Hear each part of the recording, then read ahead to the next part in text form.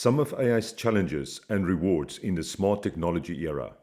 Just like with any challenge any one of us may face, the challenges of the smart technology era are not prescriptive for how things will turn out.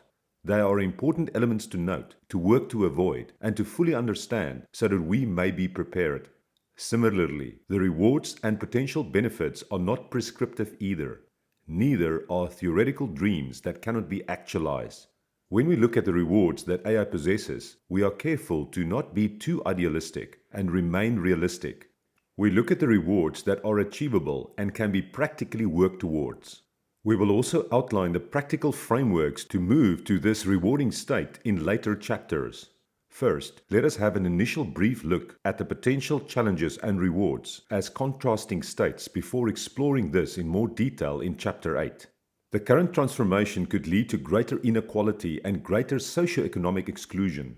This could occur particularly in its potential to disrupt labor markets with automation, AI workers, and role disappearance. As automation substitutes for labor across the entire economy, the net dislocation of workers by AI might increase the gap between returns to capital and returns to labor.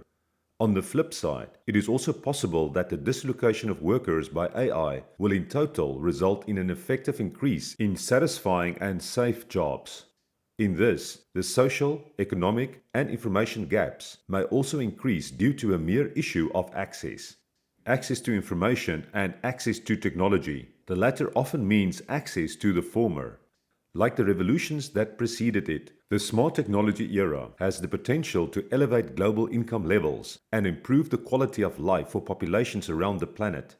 To date, those who have gained the most from it have been consumers able to afford and access the digital world. On the demand side, technology has made possible new products and services that increase the efficiency and pleasure of our personal lives. Buying a product, booking a flight, ordering a cab, making a payment, collaborating with colleagues, listening to music, watching a film, or playing a game, any of these can now be done remotely. In the future, technological innovation will also lead to the supply of so many competing products and services that will continue to continuously improve based on competition pressure, low cost of business, as seen with Uber and Airbnb, who do not own any of their assets, and the prompt access to consumers independent of where they are. As communication and transportation costs are going down, trading costs are being reduced, and global supply chains and logistics are becoming more effective, we will likely see more new markets open and economic growth strengthened. But as we have seen from the previous transformations, transformation does not happen equally.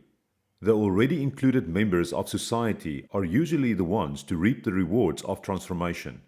While this transformation differs in that it has the potential to displace white-collar or socio-economically included members of society, it is still the blue-collar workers and unemployed who are most in danger. It is currently difficult to envisage which scenario is likely to materialize, and history indicates that the outcome is likely to be some combination of the two. However, with all access to knowledge and information, we are equipped to understand our history and to see where we went wrong. Yuval Harari, Richard Baldwin, Callum Chase, and many others have dedicated themselves to this understanding so that we may better understand how to tackle the transformation that has begun underneath us. It is also becoming more evident that talented people using their knowledge, expertise, and skills in creative and innovative fashion will likely be a more vital factor of production in the future than just pure capital.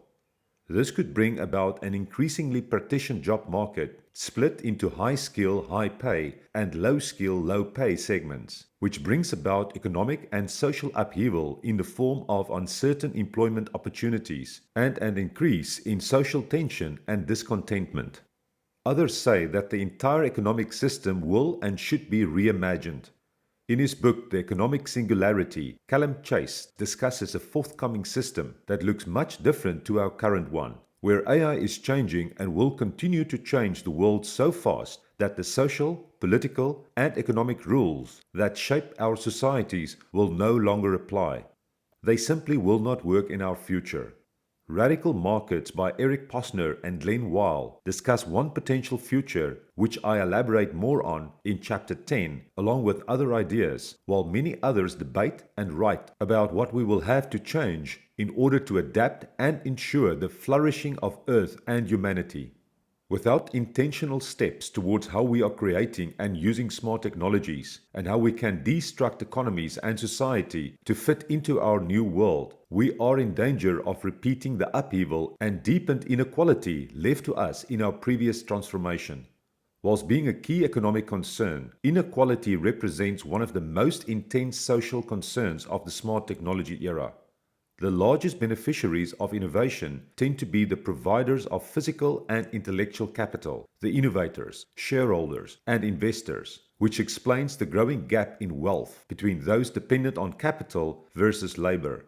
Technology is therefore one of the main reasons why incomes have become flat or even decreased in relative terms for most of the populations in high-income countries. The demand for highly skilled workers has increased, while the demand for workers with less education and lower skills has decreased. The middle class has also been weakened, with a further increase in socioeconomic stratification due to labor-saving technologies, outsourcing jobs, and demographic changes. This is also the reason why so many workers are discouraged and frightened that their own real incomes and those of their children will continue to stay flat or that their roles will disappear altogether. It also helps explain why middle classes around the world are increasingly experiencing a prevalent sense of unfairness and dissatisfaction. So, we have two intertwined situations to overcome. The first is the displacement that the technological transformation left us with. And the second is the displacement that the AI transformation, the smart technology era, has the potential to befall on us. A winner-takes-all economy, as we are seeing with the quick upswing in tech giant capital and dominance that offers only restricted access to the middle class, is a recipe for democratic despondency and deterioration, and a call to rethink social, economic, and political systems. I will expand on this in later chapters. Our discontent and helplessness do not seem to be lessened by the pervasiveness of digital technologies, information sharing, and online connection. With so many ways to be connected to friends, families, communities, brands, movements, and strangers, social media and any other communication and collaboration applications do not actually result in feelings of emotional and mental connection. They are more often associated with feelings of increased isolation and anxiety.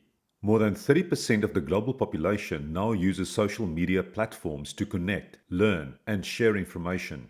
In an ideal world, these interactions would provide an opportunity for cross-cultural understanding and cohesion.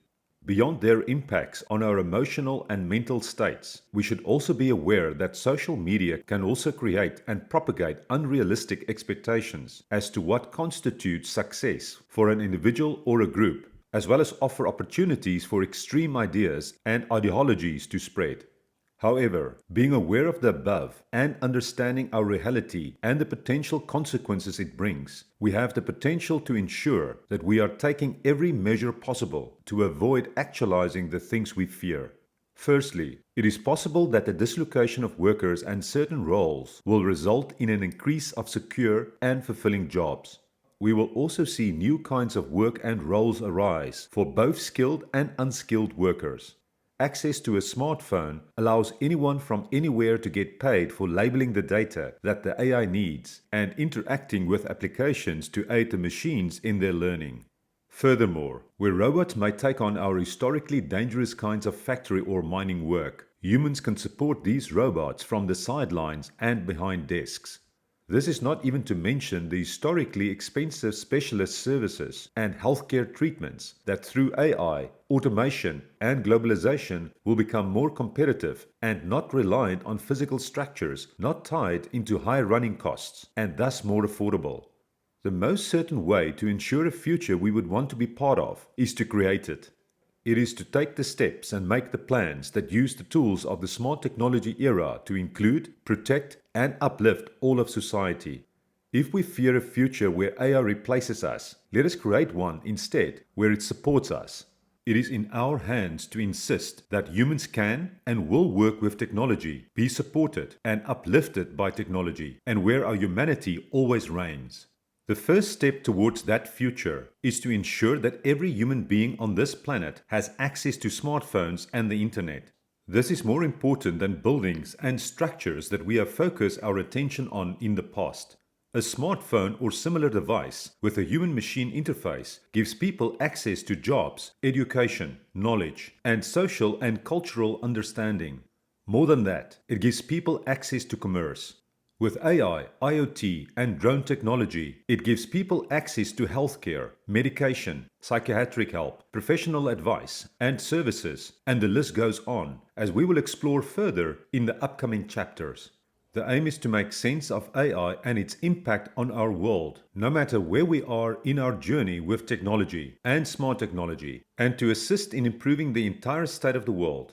Whether we need help accepting AI, automation, and globalization, finding ways for people to reap its positive benefits and carefully manage any potential negative consequences, or seeking frameworks for governments and leaders to solve immediate problems, improve services and help its nations, communities, and employees manage the changes that the smart technology era brings.